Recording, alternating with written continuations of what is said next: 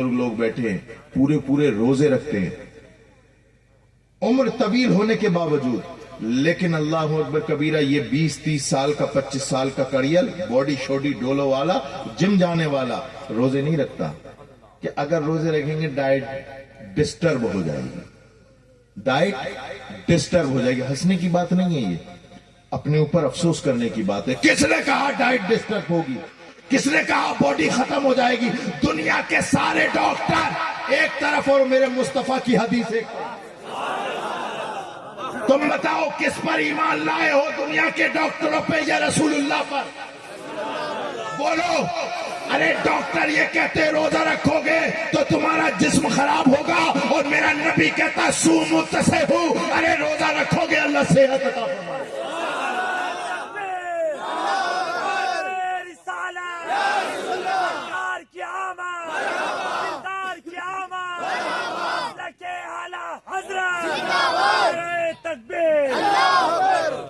میرے پیارو، رمضان کا مہینہ آنے والا ہے، بالکل قریب سے قریب تر ہے۔ یہ مہینہ بخشش کا مہینہ ہے، رحمت کا مہینہ ہے، مغفرت کا مہینہ ہے، جہنم سے آزادی کا مہینہ ہے۔ اللہ کے رسول ارشاد فرماتے اولہ رحمت واوسطہ مغفرت وآخرہ عتق من النیران، کہ جس کا پہلا عشرہ، پہلے 10 روزے اللہ کی رحمت کے ہیں، دوسرے 10 روزے رحمت کے ہیں، اور تیسرے 10 روزے مغفرت کے ہیں، اور تیسرے 10 روزے جہنم سے آزادی کے ہیں۔ اور بزرگ فرماتے سب سے بدنصیب انسان وہ ہے جسے رمضان کا مہینہ ملا اور اپنے رب کو راضی نہ کر سکا۔ اللہ اکبر کبیرہ۔ یہ رمضان کا مہینہ آنے والا ہے، ہم میں جواری بھی ہوں گے، شرابی بھی ہوں گے، اللہ معاف فرمائے زنا بھی کرنے والے ہوں گے، لیکن یہ تمام گناہ ایک طرف، اللہ کی رحمت کا دریا ایک طرف۔ اللہ کے رسول ارشاد فرماتے التائب من الذنب کمن لا ذنب لہ، جس نے گناہوں سے توبہ کی ایسا ہے جیسے اس نے گناہ کیا ہی نہ ہو۔ جس نے گناہ کیا ہی نہ ہو، آ جاؤ اللہ کی رحمت کی طرف بلا رہی ہے اللہ کی رحمت۔ ہے کوئی مجھ سے رحمت طلب کرنے والا؟ ہے کوئی مجھ سے مغفرت طلب کرنے والا؟ ہے کوئی جہنم کی آزادی کا پروانہ لینے والا؟ ہم تو مائل بکرم ہے، کوئی سائل ہی نہیں۔ ہمارا ماحول یہ ہے، اللہ اکبر کبیرہ۔ آج کل تو ماحول اتنا خراب ہے کہ مسلمان جسے اللہ کے رسول نے زمزم دیا، پینے کے لیے زمزم دیا، وہ مسلمان شراب کے گھوٹ پیتا نظر آتا ہے۔ یاد رکھیے میرے نوجوانوں، تم سے بات کر رہا ہوں۔ میں اس سے بھی جوشیلی تقریر کر لیتا ہوں، مفکر اسلام مولانا معین رضا قادری جانتے ہیں، لیکن میں یہ چاہتا ہوں کہ جو اس کی محفل ہے تو یہاں وہ بات کری جائے جو آپ کے کام آئے۔ بہت تیز گفتگو کر لیتا ہوں، بہت جوشیلی گفتگو کر لیتا ہوں، لیکن میں یہ چاہ رہا ہوں کہ یہ بات جو ہے وہ آپ کے دماغ میں نہیں، دل میں کرنی چاہیے۔ یاد رکھیے وہ قوم جسے اللہ کے رسول نے، اللہ نے زمزم پینے کے لیے دیا، وہ شراب پیے۔ اللہ کے رسول ارشاد فرماتے ہیں جو شرابی شراب پیتا ہے اور بغیر توبہ کیے مر گیا، اللہ کے رسول ارشاد فرماتے ہیں کل قیامت کے دن اسے جب پیاس لگے گی تو نہر اوتا سے پلایا جائے گا۔ صحابہ نے عرض کیا رسول اللہ یہ نہر اوتا کیا ہے؟ تو سرکار نے ارشاد فرمایا کہ دنیا میں جو زنا عورتیں کراتی تھیں، جو زنا مرد کرتے تھے، کل قیامت کے دن ان کے آگے کے مقام سے خون اور پیپ بہے گی، اور اتنی بہے گی کہ اس میں کشتی ڈال دی جائے تو تیرنے لگے۔ اب جب اس شرابی کو جو بغیر توبہ کیے مر گیا پیاس لگے گی تو اسی نہر اوتا سے پلایا جائے۔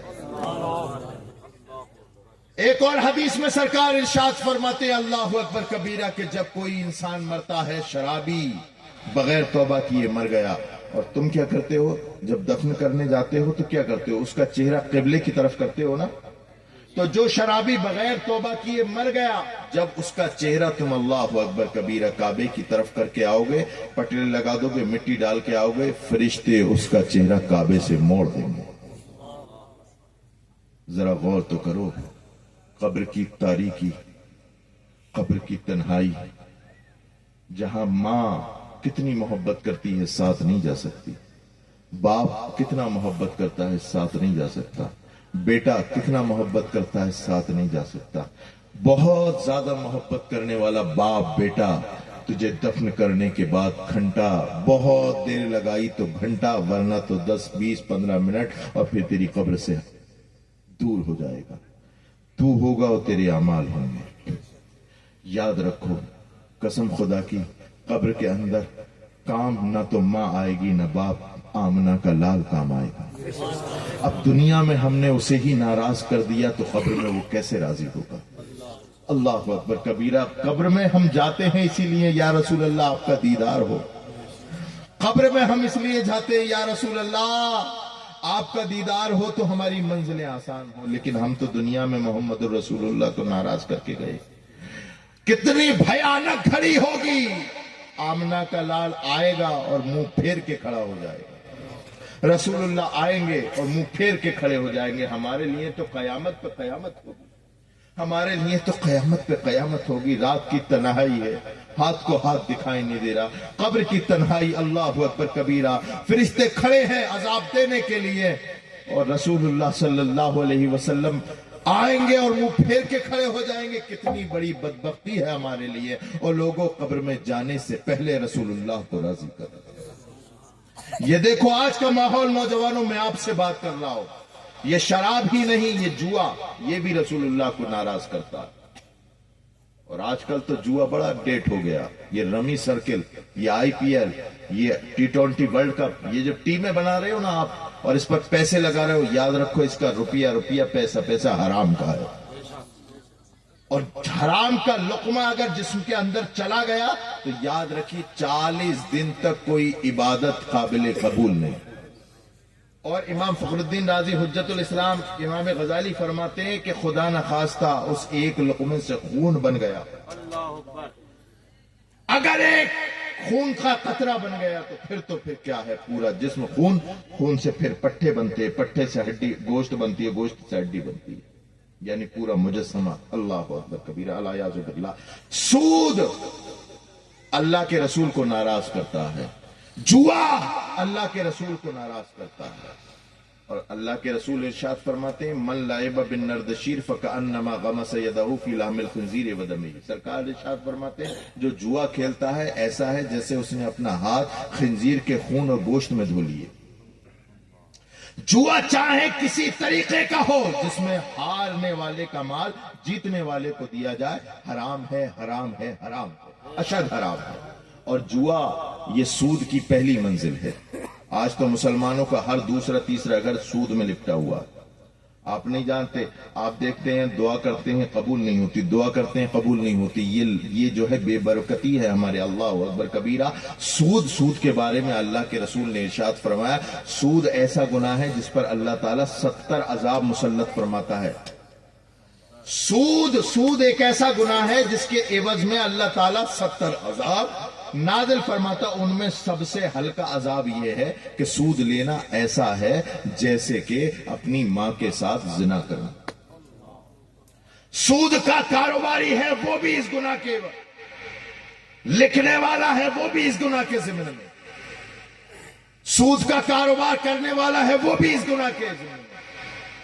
سود کے درمیان میں، ان دونوں کے درمیان میں، بیچ میں سود کا مال لے کر کے اسے اور اسے دینے والا، اس سے لے کر کے اس سے دینے والا، یہ جتنے بھی کام ہے یہ سب حرام ہے. اور اس سے ہونے والی کمائی اشد حرام ہے، حرام قطعی ہے. میرے پیارو، ابھی میں یہاں پر اللہ کے ولیوں کی بڑی کرامتیں سنانے کے لیے بیٹھ جاؤں میں یہاں پر تو سب کا دل لگے گا. لیکن میں رسول اللہ کی بات کر رہا ہوں، شریعت کی بات کر رہا ہوں، تو ہو سکتا ہے کسی کا دل اچاٹ ہو کہ پتہ نہیں کون سی سید صاحب بات لے کے بیٹھ گئے. میرے پیارو، رسول اللہ کا کلمہ آپ نے پڑھا ہے، یہ باتیں آپ سے ہوں گی. بتائیے کس کے سامنے ہوں گی یہ باتیں اگر آپ کے سامنے نہیں ہوں گی؟ آج تو ذرا سی توفیق دے اللہ تعالیٰ تھوڑا سا پیسہ دے اللہ تعالیٰ تو سب سے پہلے یہ شریعت کا باغی بنتا ہے. سب سے پہلے نماز پڑھنا چھوڑتا ہے. غریب تھا تو نمازی تھا، مالدار ہو گیا نماز پڑھنا